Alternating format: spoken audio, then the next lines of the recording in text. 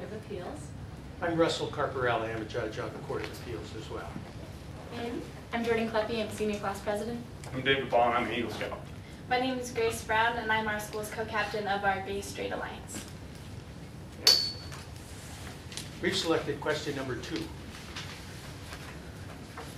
And the question is, recently an historian wrote that the American colonists believed that just as men had a right to their property, they also had a property in their rights.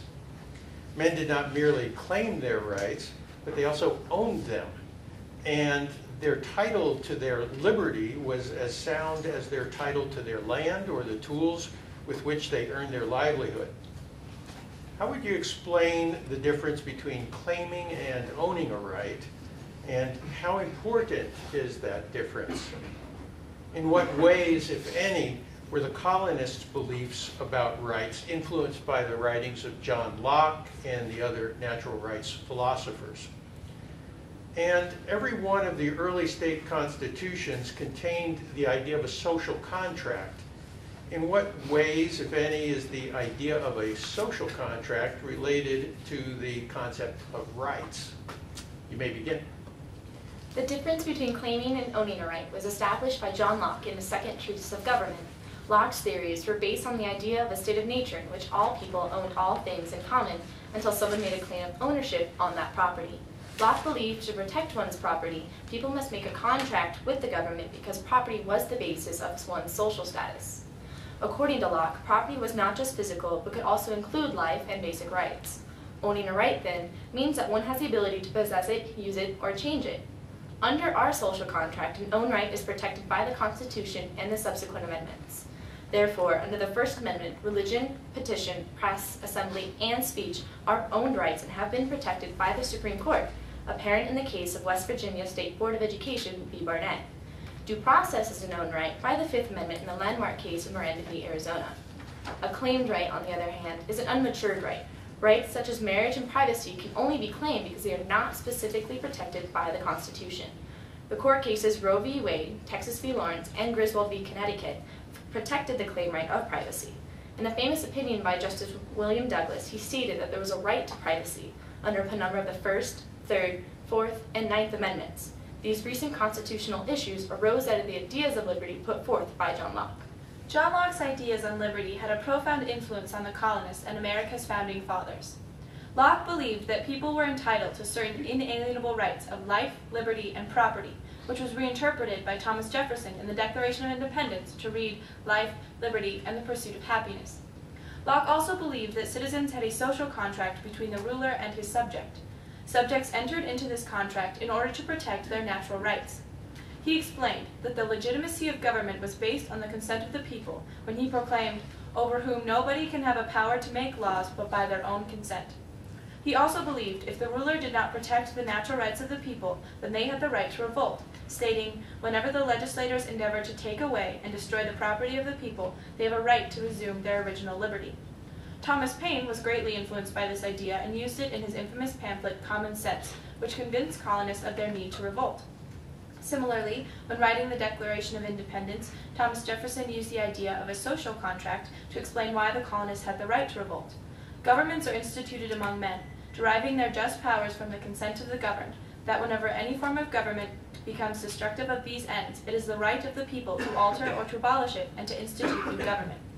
This philosophy rang true with the colonists as their rights were being violated by British Parliament, where there were no representatives from any of the colonies. The early states' constitutions, such as New York and Massachusetts, contain the idea of a social contract, which is related to rights because the people in a community enter into one in order to protect their rights, such as freedom of speech, religion, and due process. People consent to the government explicitly by exercising their voting rights found in the 15th, 19th, and 26th Amendments, as well as tacitly by following the law. Yet, if the government does not uphold their end of the social contract, the people have a right to withdraw their consent in many ways.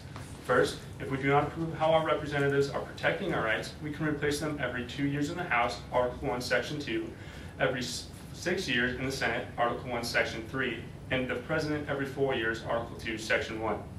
They can also withdraw their consent to the First Amendment right to protest. This was evident in the Supreme Court cases Texas v. Johnson and Tinker v. Des Moines, in which the court held that an individual holds the right to exercise symbolic speech in protest to government actions because it is protected political speech under the First Amendment. Historically, the civil rights movement emerged because of the U.S. government's violation of the African American social contract. Martin Luther King led the charge with civil disobedience, best illustrated in his letter from the Birmingham jail. We are now open for questions. You've touched on the protection of rights, that the social contract protects rights. Does the social contract also limit rights?